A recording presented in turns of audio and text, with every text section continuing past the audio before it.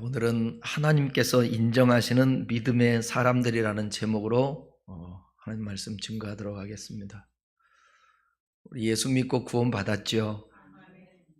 네, 구원받았지만 이미 구원받았는데 아직 장소적인 개념에 천국은 가지 않았어요.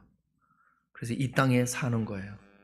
그러니까 믿지 않는 사람이나 우리 믿는 사람이나 살아가는 삶의 환경 상황들은 똑같아요. 예수 믿어도 구원받았어도 비가 와요. 비 맞아요. 태풍도 불어요. 죽기도 해요. 병도 들어요. 산풍백화점 무너질 때 안 믿는 사람만 죽은 게 아니에요. 그때는 제가 뭣도 모를 때 간증을 들을 때 그것도 간증일 수 있어요. 나는 거기 들어갔다가 나온 지 1분 만에 무너져서 나는 살았다고 간증하는 사람도 있고. 그럼 거기서 죽은 사람은요? 죄가 많아서 저주를 받아서 그렇습니까? 제가 전도사 때 함께 신앙생활하던 자매가 거기서 죽었어요. 21일 만에 그 시신을 찾았다고요. 여러분, 우리 예수 믿어도요, 다 이 안 믿는 사람들과 똑같은 상황과 환경을 맞닥뜨리면서 살아가요. 그런데 중요한 것은 뭐냐면 구원받은 하나님의 사람들은 그 상황에서 어떤 태도를 갖고 어떤 반응을 갖는가가 중요해요. 그것을 우리는 믿음의 사람으로서 살아가면서 반응해야 된다는 거죠. 구원만 믿음으로 받는 게 아니에요.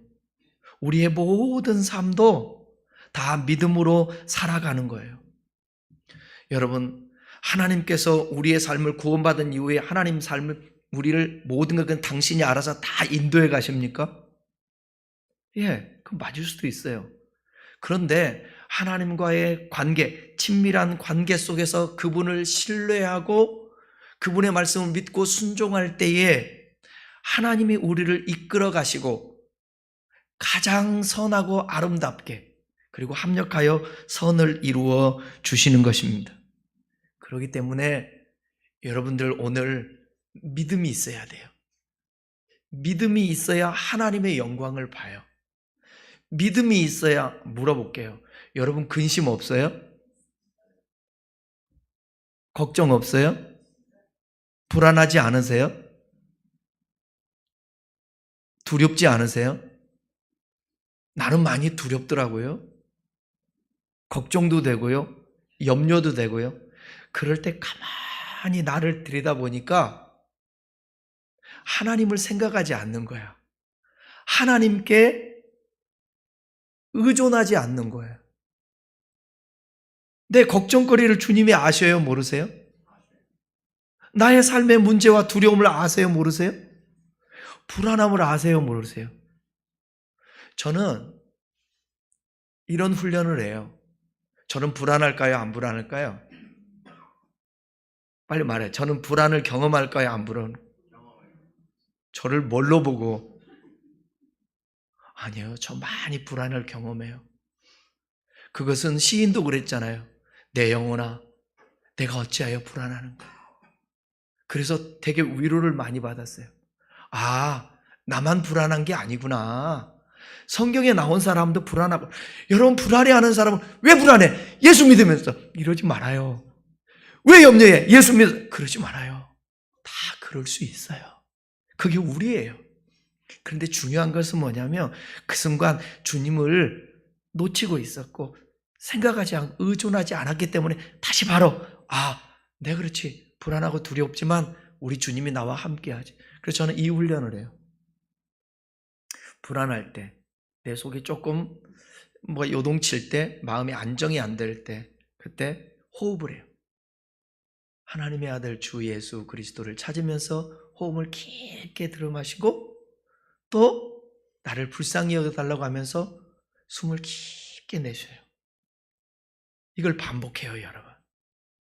여러 번 반복할 때 그 안에 명상이 아니에요. 기도예요. 하나님을 찾고 하나님을 의지하는 거예요. 그러면 나의 안에 있는 불안함들, 요동치는 거 계속 가라앉는 것을 볼 수 있어요. 사랑하는 여러분, 우리가 살아가는 삶은 녹록지가 않아요.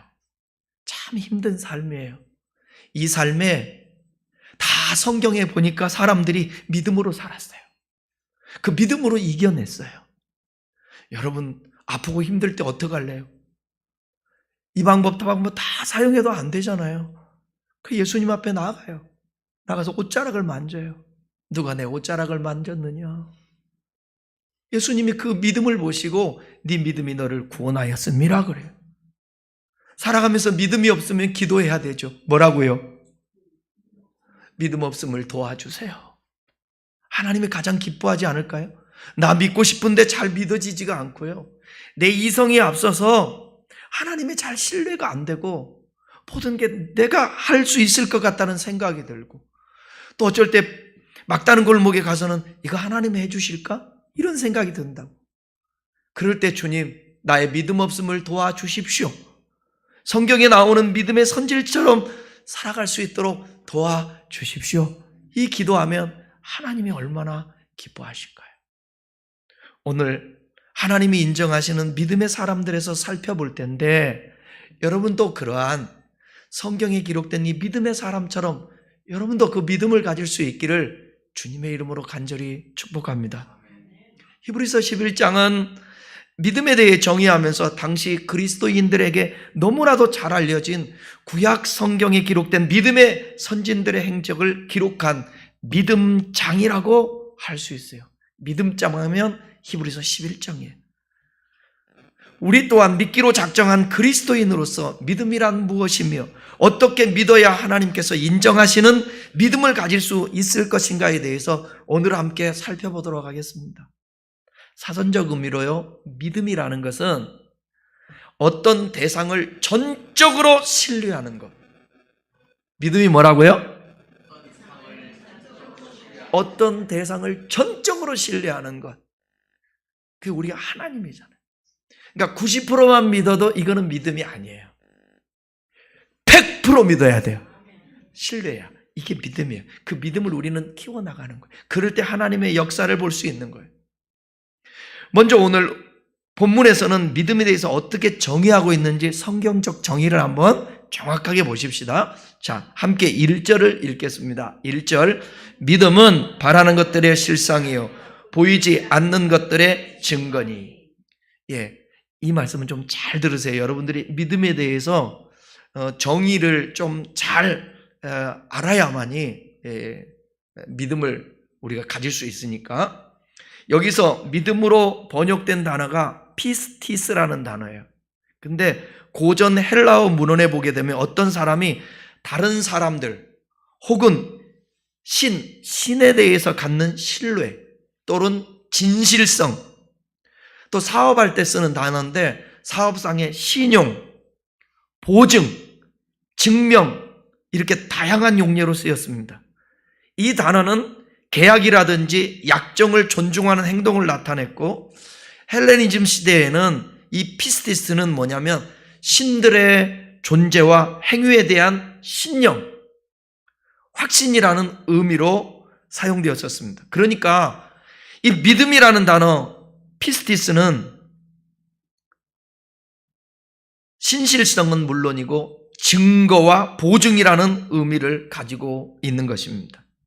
믿음은 바라는 것들의 실상이라 그랬잖아요. 히브리서 저자는 믿음이란 먼저 소망하고 기대하는 것들의 실상이다.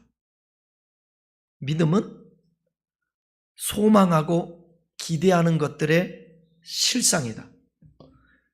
볼펜을 갖기를 소망하고 기대를 했어요. 기대를 했는데 이게 내게 주어진 실상으로 없는데 있는 것처럼 보는 거예요. 이게 믿음이라는 거예요. 실상으로 번역된 단어, 이 단어는 휘포스타시스라는 단어인데 토대, 기초라는 의미입니다. 그러니까 문자적 의미 외에는 본질, 실체, 확신, 확고성, 보증 등 이 다양한 의미를 가지고 있어요. 종합해보면 믿음이란 소망을 지탱해주는 토대로서 소망하는 바가 허상으로 끝나지 않고 실제로 이루어지는 것을 보증해주는 실체다. 여러분, 소망하는 거 있나요? 그 소망을 지탱해주는 것은 바로 이 믿음이라는 거예요. 허상으로 끝나지 않게 실제로 이루어지는 것을 보증해주는 실체라는 거예요. 여러분, 소망하는 바가 있습니까? 믿음이 지탱해줄 때 그 소망하는 바가 이루어질 줄 믿습니다.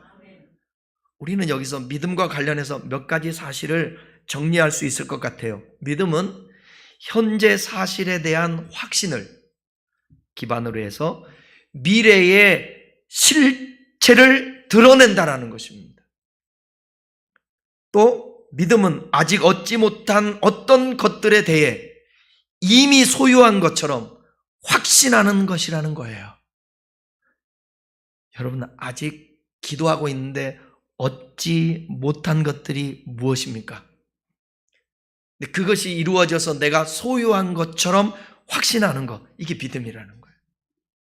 근데 그 모든 것들은 성경의 토대 위에서 하나님과 친밀한 교제 속에서 하나님의 뜻 가운데 되어져야지 내가 그냥 꿈꾸고 내가 만들어낸 그거 아니에요. 또 믿음은 우리로 하여금 바라는 것들을 소유할 수 있게 해주는 권리증서라는 거예요. 권리증서. 권리증서. 그러니까 우리는 확신할 수밖에 없죠. 이처럼 믿음은 바라는 것, 기대하는 것들에 대한 어떤 확신이면서 토대이자 보증도 된다라는 거예요. 하나님께서 약속하신 것들은 오직 믿음에 의해서만 소유가 가능한 거예요. 그러니까 믿는 자들에게는, 여러분, 예수님이 온 인류를 위해서 다 십자가에 못 박혔지만 저는 제한적 속죄를 믿지 않습니다. 구원받을 사람만을 위해서 예수님이 십자가에 죽었다라는 사실은 저는 그 교리를 믿지 않아요. 누구든지 어떤 사람이든지 다 예수 믿으면 구원을 받아요. 예정교리 때문에 에베소 1장에 나오는 그 예정교리 때 예정하상인데 그것은 사도 바울의 신앙 고백적인 거예요. 여러분, 저는 하나님이 예정했다고 믿을까요? 안 믿을까요? 하나님이 나를 예정했다고 믿어요? 안 믿어요? 난 믿죠. 그런데 누군가는 구원받을 사람을 예정해놓고 누군가는 지옥 갈 사람을, 유기할 사람을 예정해놨다. 그건 난 믿지 않는 거예요. 중요한 것은 뭐냐면 하나님이 뷰페로 십자가에서 죽으셨어요. 차려놓으셨어요. 누구든지 내 살을 먹고 내 피를 받아 마시면, 예수 그리스도를 믿으면 구원을 받고 영생을 얻는 거예요. 그래서 믿음이 필요한 겁니다. 믿음이란 보지 못하는 것들의 증거라고 했어요. 좀 더 자세히 번역하면 눈으로 볼 수 없는 일들의 증거가 된다는 거예요. 보지 못하는 것들이란 보이지 않는 사실들을 뜻하는 것입니다. 눈으로 보고 확인할 수 있는 것, 합리적으로 설명이 가능한 것, 그리고 과학적으로 이미 검증이 끝난 사실들에 대해서는 누구라도 믿죠. 그거는. 하지만 보이지 않는 세계의 일들이나 아직 이루어지지 않는 미래에 대한 하나님의 약속 등은 믿음이라는 장치를 가져야만 신뢰가 가능한 것입니다. 여러분의 삶에 생기가 없다, 우울하다, 기대가 안 된다, 미래가 걱정이 되고 염려가 되고, 내가 왜 살지? 나는 뭐 때문에 살지? 이거 밥 먹기 위해서 이렇게 일해야 되나? 이 애들 맨날 뒷바라지 하다가 인생 끝나는 것인가? 나의 삶이라는 게 뭐지? 미래에 대한 하나님이 주신 약속과 하나님의 교제 속에서 하나님이 기대하는 것들이 없으면 오늘을 행복하게 살 수가 없습니다. 우리는 미래를 위해서 오늘을 너무 희생하면서 살아요. 근데 그럴 이유가 없어요. 오늘 삶 자체가 고난이든 힘든 일이든 피곤하든 힘에 겹든 거기에 삶에 의미가 있다라고 생각하고 살아야만이 억울한 삶이 안 되는 거예요. 늘 내일 기대하면서 오늘만 사는 게 아니에요. 그러니까 믿음의 사람들은 오늘을 바르게 믿고 신뢰하며 하나님과 함께 동행할 때 미래가 저절로 주어지거든요. 그러니까 이 사람은 믿음이 있는 사람이죠. 그래서 오늘 이렇게 의미 있게 살아가면, 그리고 내가 하나님의 뜻을 위해서 소망하고 기대하는 것은 이루어질 것이다, 그 확신하면서 오늘을 기쁘게 사는 것입니다. 오늘 함께 살펴볼 구약의 선진들이 이러한 믿음을 가졌다라는 거예요. 이러한 믿음. 이따 결론에서도 말씀드리겠지만, 여러분 오늘 11장 13절에 보게 되면 오늘 설명해드릴 이 사람들은 다 믿음을 따라 죽었으며 그랬어요. 믿음을 따라 죽었다. 믿음으로 살다가 죽었다는 거예요. 여러분 믿음으로 살다가 죽기를 바랍니다. 우리 다 죽어요. 믿음으로 살자고요. 믿음으로 살자고 오늘을. 믿음은 보이지 않는 것들의 증거라고 했는데, 여기 증거라는 이 단어는 확신이라는 뜻으로 해석할 수 있습니다.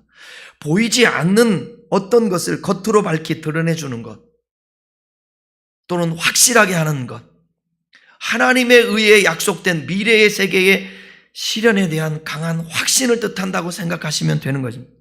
그러니까 우리가 보지 못하는 실제에 대해 확신을 갖는 것이 믿음. 다시 말해서 하나님의 말씀을 신뢰하면서 반응하는 것입니다. 이해할 수 없는 일들이 우리 앞에 펼쳐질 때, 하나님, 왜 나에게 이런 일이 이루어졌는지 나는 도대체 이해할 수 없어요. 그렇지만 하나님은 선하신 하나님이시라 거기에 뜻이 있고 반드시 이해할 수 있도록 해명해 주시는 그날이 있을 줄 믿습니다. 믿음이에요. 믿음.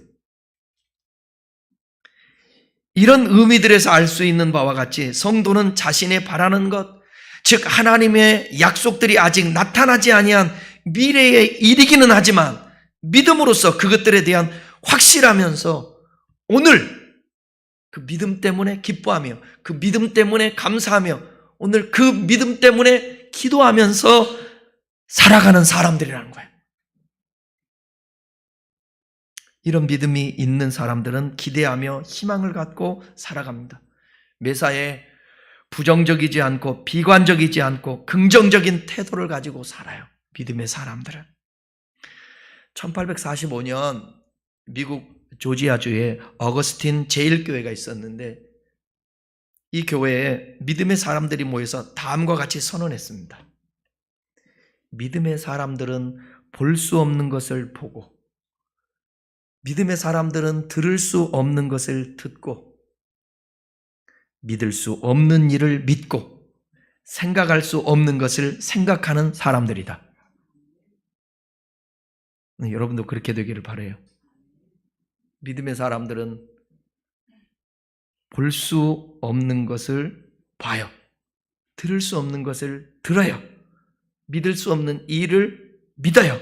생각할 수 없는 것을 생각해요. 이러한 믿음을 가진 사람들을 하나님께서 인정해 주신다라는 거예요. 2절 읽어보겠습니다. 2절. 선진들이 이로써 증거를 얻었느니라. 선진들은 구약시대에 하나님에 대한 믿음으로 살았던 사람들을 말합니다. 4절부터 언급하고 있는 믿음의 영웅들을 가리키는 거예요. 그렇다면 하나님께서 인정하시는 믿음의 사람들에 대해서 한번 살펴볼게요. 어떤 믿음을 가졌는지, 믿음에서 어떻게 믿음으로 살다가 죽었는지 한번 볼게요. 먼저 첫 번째, 아벨이라는 사람입니다. 우리 많이 아니까 핵심만 짚고 넘어갈게요. 11장 4절 읽겠습니다. 믿음으로 아벨은 가인보다 더 나은 제사를 하나님께 드림으로 의로운 자라 하시는 증거를 얻었으니 하나님이 그 예물에 대하여 증언하심이라. 그가 죽었으나 그 믿음으로써 지금도 말하느니라. 아벨은 믿음으로 가인보다 더 나은 제사를 드렸습니다. 하나님이 가인의 제사는 받지 않고 아벨의 제사는 받았습니다. 뭐가 문제일까요? 가인은 곡식으로 제사를 드려서, 아벨은 양을 잡아서 피를 뿌려 드려서. 제가 옛날에 설교했지만 저는 그렇지 않다고 봐요. 왜냐하면 제사에 보게 되면, 구약의 제사에 보게 되면 하나님은 짐승만 받으신 거 아니거든요. 곡식들도 곡물들도 받으셨거든요. 그럼 왜 가인의 제사는 받지 아니하고 아벨의 제사 받았는가? 중요한 단어가 있습니다. 아벨과 제사, 가인과 제사. 그러니까 뭐냐면 이 제사와 제물과 사람을 떼놓을 수가 없는 거예요. 여기서 중요한 게 제물이에요, 사람이에요? 사람인 거예요. 아벨과 제사, 가인과 제사. 그러니까 제사를 드리는, 제물을 드리는 아벨의 모습을 주님이 더 기뻐했다라는 거예요. 그것을 히브리서 기자는 뭐라고 그러냐? 믿음으로 드리는 제사, 예배였다라는 거예요. 그러니까 오늘 저와 여러분들도 하나님이 받으실 만한 예배가 되려면 나를 드려야 되는 거예요. 나를. 내가 제물 되어야 된다니까. 내가. 그러니까 여러분, 하나님 앞에 거룩함으로 나오는 거예요. 하나님 앞에 신실함으로 나오는 거예요. 그런데 우리가 신실하지 못하고 거룩하지 못하니까 주님 앞에 나올 때에 하나님, 제가 이렇게 부족해요. 주님 앞에 회개하면서 주님 공로 의지하여 내가 고백하고 나오는 거예요. 우리가 우리의 모든 죄를 고백하고 자백하면 저는 미쁘시고 의로우사 우리를 불의해서 깨끗게 하여 주신다는 거예요. 그렇게 주님 앞에 나와 예배하면서 나는 피조물입니다, 하나님. 나는 아무런 자원이 없습니다. 하나님이 나의 자원입니다. 하나님이 공급해 주셔야 되고, 하나님이 은혜 주셔야 되고, 하나님이 나를 붙들어 주셔야 합니다. 여호와 하나님이 낮에와 밤의 달이 해치 못하고 상치 못하도록 지켜준 것처럼 나를 지켜주셔야 합니다. 그런 마음을 가지고 주님 앞에 나오고, 기도할 때 진심을 다해서 뭔 내용인지도 모르고 기도하라고 그러면 흔들면서. 요즘 여러분 혹시 쇼폼에 짤에 이런 거 뜨지 않습니까? 마이크 앞에서 왔다따따따따따따 이거를 밤새도록 해요. 밤새도록. 왜 그럴까요? 하나님이 그래야 받으십니까? 이건 주문이에요. 우리가 소리를 지르고 막 때를 쓰면서 절규하면서 기도할 때도 있어요. 중요한 것은 뭐냐면 크게 하든 작게 하든 많이 하든 적게 하든 우리의 진정성을 가지고 하는 거예요. 하나님 앞에 진심을 다해서 기도하는 거예요. 지난주에 제가 광고할 때 말씀드렸는데 오늘은 제가 못 봤네. 찬양들 다 열심히 해서 그런가. 하나님 앞에 드려지는 찬양, 황소를 드림보다 찬양을 드리는 것을 기뻐하시는 하나님. 황소가 얼만데? 황소 얼마지? 그냥 모르지만 500만 원이라고 해봐요. 500만 원. 황소를 드리보다 찬양 한 곡을 3곡 드리고 가면 1,500만 원 헌금한 거야. 황소를 드림보다 기뻐한다고. 저는 이거 알았을 때 죄송해요. 저는 원래 자체가 돈하고는 상관없는 사람이니까 돈 없이 태어나고 돈 없이 살고 있는 거 그랬으니까. 근데 이제 하나님 앞에 드리고 싶은데 드릴 게 없는 거예요. 드릴 거 없는데 옛날에 설교 들을 때에 어떤 사람은 그 선교사인데 나 드릴 거 없어가지고 헌금함 위에 올라갔대. 나 받으라고. 헌금함에 올라가서 나 받으라고. 근데 저는 그렇게 또 하지도 못하잖아요. 근데 제가 다니던 교회는 헌금함도 없었어요. 바구니 돌리니까. 어디 올라갈 수도 없고. 그때 가슴을 부여잡고 내게 있는 모든 것, 아니 내게 있는 것은 모든 것을 아낌없이 드려야 되는데 내게 있어야지. 근데 뭘 드려요? 내 마음을 드리는 거예요. 주님, 내 마음을 막 부들부들 떨면서 하나님 날 받아달라. 어떤 그 힘 때문에 내가 많이 어렵고 힘들지만 여기까지 온 것 같아요. 그 힘듦 속에서. 그러니까 하나님 앞에 예배할 때 여러분 좀 이 아벨처럼 하나님 받으실 만한 그런 믿음의 예배들을 드렸으면 좋겠어요. 하나님의 역사는 언제 올지 몰라요. 한마디 때문에 깨달아져요. 아세요? 어떤 그 예배의 어떤 그 알 수 없는 성령의 운행하심 속에 그냥 믿음이 생기고 힘이 생기고 그러는 거예요.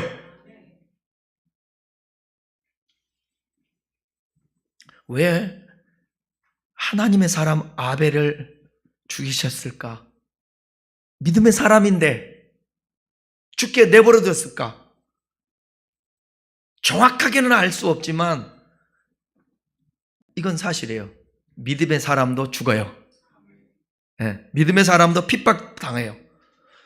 성경에서 똑같은 복음을 전하며 설교하는데 스데반은 설교하다가 돌에 맞아 죽어요.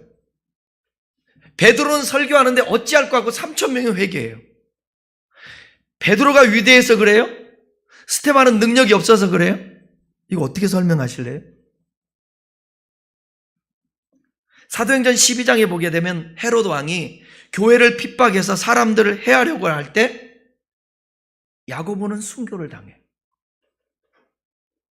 베드로는 참 이게 보면 우리 입장에서 보면 참 운이 좋은 사람 같아요. 베드로는 죽지 않고 옥에 갇혀요. 그래서 풀려나기도 해요. 근데 인생이라는 게 몰라요. 왜냐하면 야고보처럼 빨리 죽는 게 낫지 베드로처럼 오래 살다가 예수님 부인하고 하나님 기회 줘서 다행이지 기회 안 줬으면 예수님 3번 부인했 그때 죽었어 봐. 천국 가겠어요? 인생을 너무 단순하게 해석하려고 하면 안 되는 거예요. 모르는 건 모르는 거예요. 그렇지만 그럼에도 불구하고 하나님은 선하신 하나님인 것이 믿어지는데 어떡해요? 꼭 인간 편에서 오래 살아야만 축복이요? 그렇지는 또 않잖아요. 인간은 얼마나 간사한지 몰라요. 오래 사는데 언제까지 오래 살아요? 어떻게 오래 살아요? 9988-124 99세 같이 팔팔하게 살다가 하루 이틀 앓다가 죽는 거? 인간은 이렇게 욕심 꾸러기예요. 자기 마음대로 다 그렇게 되기를 원해요. 누가 다 그렇게 되나요? 미국의 한 불신자 농부가 교만한 생각으로 기독교 잡지에 다음과 같은 투구를 낸 일이 있어요. 이렇게 글을 썼어요. 나는 하나님도 모르고 예수도 모릅니다. 그러나 나는 지난 봄에 경작하여 파종을 했고 여름을 무사히 넘겨 가을에 풍성한 수확을 거두었습니다. 내 수확은 이웃에 사는 기독교인들보다 불신자니까 이웃에 있는 기독교인들보다 엄청나게 많습니다. 많이 거둔 나는 불신자요. 적게 거둔 자는 바로 기독교인입니다. 하나님을 믿지 않아도 나는 많은 수확을 했습니다. 여러분, 예수 믿는 사람들이 여기에 대해서 갈등을 많이 하죠.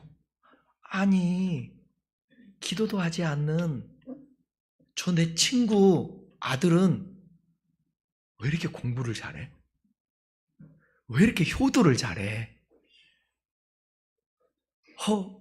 대학도 좋은 데 가고 직장도 어쩌면 다 부러워하는 데 가지? 근데 나는 불철주야 기도하고 하나님 앞에 매달렸는데 불구하고 지방대 갔어. 여러분들 이런 문제를 어떻게 해결하시나요? 난 정확하게 여러분들에게 설명해 드릴 수가 없어요. 근데 저는 다 이해를 해요. 그래서 성경을 보면서 모든 걸 다 해결할 수 있지는 않아요. 하나님이 다 계시하지 않았으니까.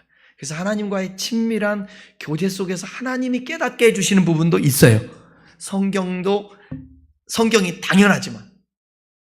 근데 이 투고를 받은 잡지사의 주필이 명답을 제목해서 농부에게 회신을 했어요. 이렇게요. 하나님은 가을에 결실하지 않습니다. 하나님은 가진 것을 결산하지 않습니다. 하나님은 당신의 믿음을 결산합니다. 우리 돈 들고 가나요? 하나님 앞에? 마지막에 죽을 때? 뭐 갖고 가요? 노잣돈 가지고 가요? 아니잖아요. 믿음으로 가요. 믿음 가지고 가는 거예요. 주 앞에.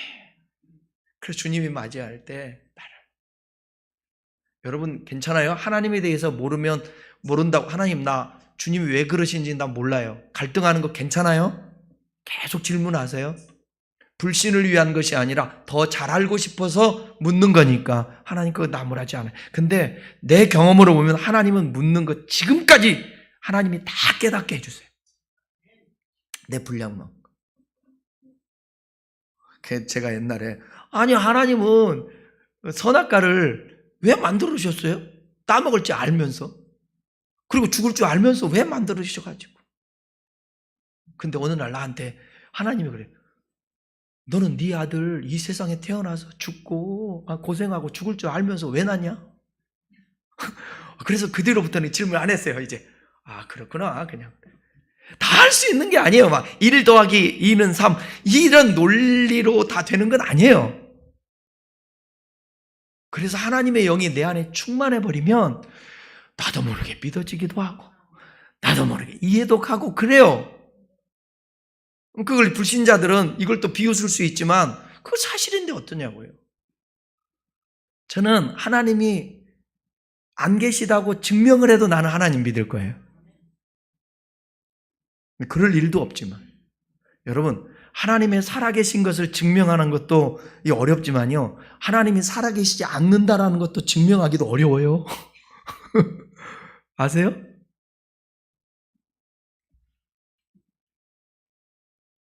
네. 오늘은 에녹까지만 합시다. 원래는 어디에 누구예요? 노아가 재밌는데 노아가 진짜 재밌거든요. 오늘 이 시대에는 노아의 믿음이 필요하거든요. 노아의 믿음. 왜냐하면 말세에 대해서 다루고 있는 마태복음 24장에서 말세는 노아의 때와 같아서 그러니까 어떻길래 도대체 그 말씀을 드려야 되는데 그것은 다음 주에 하고 오늘은 에녹만 잠깐 말씀드리고 마치겠습니다. 5절을 다 같이 읽겠습니다. 5절 시작. 믿음으로 에녹은 죽음을 보지 않고 옮겨졌으니 하나님이 그를 옮기심으로 다시 보이지 아니하였느니라. 그는 옮겨지기 전에 하나님을 기쁘시게 하는 자라 하는 증거를 받았느니라. 에녹은 믿음으로 죽지 않고 승천했습니다. 승천하기 전에 하나님을 기쁘시게 하는 자다. 그러니까 오늘 11장 6절에 나오는 것처럼 믿음이 없이는 기쁘시게 못하나니 그랬잖아요. 믿음이 없으면 기쁘시게 못해요. 그러니까 믿음의 삶을 사는 거예요. 창세기 5장 24절 읽어보겠습니다. 에녹이 하나님과 동행하더니 하나님이 그를 데려가심으로 세상에 있지 아니하였더라. 믿음은 하나님과 동행하는 것입니다. 믿음은 하나님과 동행하는 것. 근데 어떻게 동행하는가? 사람도 똑같이 우리가 동행하는 것은 뜻이 같지 아니하면 동행할 수가 없어요. 그래서 아모스에서 3장 3절 이렇게 말씀하고 있어요. 한번 읽어볼까요? 두 사람이 뜻이 같지 않은데 어찌 동행하겠습니까? 사람이 뜻이 같지 아니하면 동행하기가 힘들어요. 여러분, 결혼이라는 것은 참 소중한 거고 이게 축복인데 저를 보세요.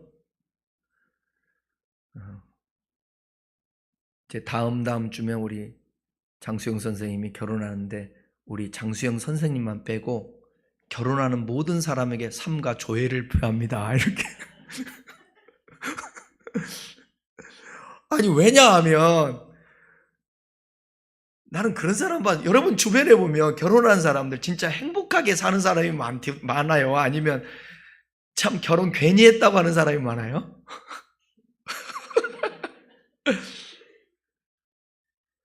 내가 왜 콩깍지가 씌어가지고 내가 결혼해가지고 내가 주변에 다시 만나면 다시 태어날 일도 없지만 다시 태어나면 자기 남편과 아내와 결혼할 거에 물으면 대답하는 사람 나 거의 못 봤어요. 하는 사람도 이상한 변칙적인 말로 해. 뭐라면 아니 지금까지 고생했는데 또 어떻게 맞춰? 그냥 다시 태어나면 또 살아야지. 지금이 맞췄는데.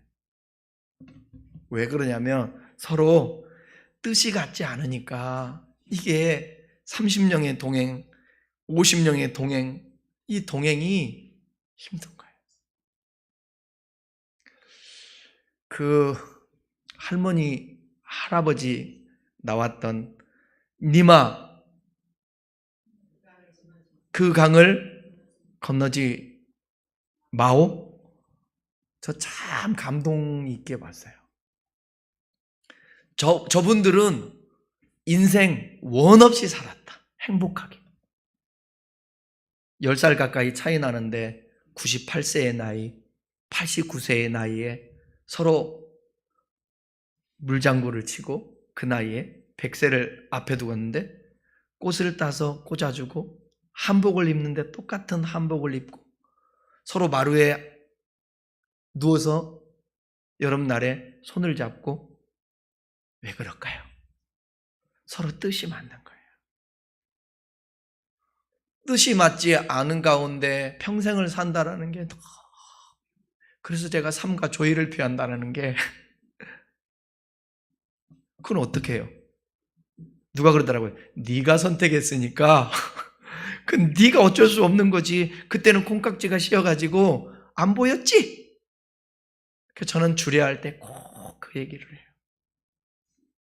30년씩 따로따로 살아온 환경이 다. 근데 교제할 때는 안 보이거든. 안 보여요. 오늘날 같이 공간에서 사는데 나는 그러지 않은데 갑자기 양말을 벗더니 휙 던져 아무데나 던져놔요. 우리 엄마는 설거지를 항상 설거지통에 놔둔 적이 없는데 그걸 못 봤는데 결혼해 보니까 이제 신부가 항상 쌓아놔요. 자기는 그동안에 밖에서만 봤잖아요. 치장을 하고 예쁘게 하고 그래서 깨끗할 줄 알았는데 같이 살아보니까 이게 아니네. 화장실 청소도 안 하지. 그때부터 이제 서로 티격태격 싸우게 되는. 뜻이 맞지 아니하면 그러는 거예요. 그래서 우리는 함께 부부로도 마찬가지고 모든 사람들이 서로를 보면 안 되고 같이 주님을 바라봐야 돼요. 그리고 말씀으로 자신을 해석하고 판단하고 그 말씀으로 살려고 해야 되는 거예요. 아마도 에녹은 하나님과 한 마음을 품고 살았던 것 같아요. 인간이 하나님의 마음을 품는다라는 게 쉽지 않잖아요. 그런데 하나님과 마음을 같이 하는 것입니다. 그러니까 동행하는 거예요. 그러니까 죽음을 맛보지 않는 거예요. 사도 바울이 이 말을 하죠. 너희 안에 이 마음 품으라. 곧 그리스도 예수의 마음이니라. 그 뒤가 더 중요해요. 그는 근본 하나님과 동등됨으로 취할 것으로 여기지 아니하시고 자기를 비워 종의 형체를 가져 죽기까지 복종하셨으니 이렇게 돼요. 그러니까 뭐냐면 예수님의 마음은 뭐냐? 자신을 낮추는 마음이에요. 저와 여러분도 똑같아요. 하나님과 동행하는데 나를 주장할 수 없잖아요. 겸손하게 주님을 높이는 것입니다. 그러면 그분이 나를 끌고 함께 동행해 주시는 거예요. 이게 믿음의 삶인 거예요. 그러니까 저와 여러분도 똑같이 상대방을 존중하고 나보다 남을 낮게 여기고. 바울이 원래 이름이 뭐죠? 사울이에요. 사울은 무슨 뜻이에요? 큰 자예요. 나중에 헬라식으로 이름을 바울로 바꿨는데 바울은요? 작은 자예요. 왜 큰 자에서 작은 자 이름을 바꿨을까? 작은 자와 동행을 하려면 너무 큰 자는 못 써요. 그래서 자기를 비워 작은 자가 된 거예요. 되겠다라는 거예요. 우리가 여러분 정말 모든 사람과 함께 하려면 내가 서민적이 되고 내가 낮아지고 내가 저 밑바닥에 있어야 그가 함께 할 수 있는 거예요. 그래서 예수님의 케노시스, 자기 비하, 도성인신, 인카네이션, 성육신은 기독교의 진리라는 거예요. 그분이 우리를 이해하려고. 인간 편에서 하나님은 우리를 이해할 수 있어. 이해하시는 분이야. 그것을 드러내기 위해서 예수님이 육신의 옷을 입고 이 땅에 그 사람의 아들, 하나님이신 그분이 이 땅에 오신 거예요. 사랑하는 여러분, 믿음은 하나님과 뜻이 합한 가운데 살아내는 것. 그러니 하나님의 말씀을 주야로 묵상을 해야죠. 지난 금요일 날 제가 한 방 딱 먹었어요. 어느 목사님, 우리 선배 목사님이 왔는데 함께 식사하고 교제하다가 성목사 요즘 성경 많이 읽나? 그래 나한테. 그래서 이 말을 할 때는 본인은 많이 읽는다라는 얘기야. 그죠? 성경 통독을 한대. 성경을 많이 읽냐고 그러고, 목사가 성경을, 여러분 의외로 또 목사가 성경을 많이 이미 안다라는 것과 설교 준비와 또 책을 읽고 그러다 보면 성경을 많이 못 읽을 때가 있는데 한 방 탁 때리더라고요. 성목사 성경 많이 읽나? 주님의 음성으로 들었어요. 그래. 하나님이 또 나한테 더 성경 많이 보라고 그러시는구나. 여러분, 성경을 봐야 주님의 뜻을 알고, 성경을 봐야 그 뜻을 안 다음에 주님과 함께 할 수 있게 되는 거예요. 이게 믿음의 사람들이에요. 여러분 가운데 죽음을 맛보지 않고 들림받는다면 이거보다 축복이 어디 있어요? 안 그래요? 근데 뭐 주님이 재림하시면 그러겠지만 어쨌든 중요한 건 뭐냐면 여러분들이 에녹처럼 믿음으로 살아야 하나님이 기뻐하는 사람 되는 거예요. 오늘 두 사람밖에 살펴보지 못했지만 다음 주에 이어서 노아부터 말씀드리겠습니다. 어쨌든 우리의 삶은, 신앙은 구원받은 이후에도 모든 삶이 하나님과 관계 속에서 믿음으로 그분을 신뢰하고 그 신뢰한 만큼 또 행동으로 순종하며 살아갈 때 그분은 하나님 노릇 해주는 거예요.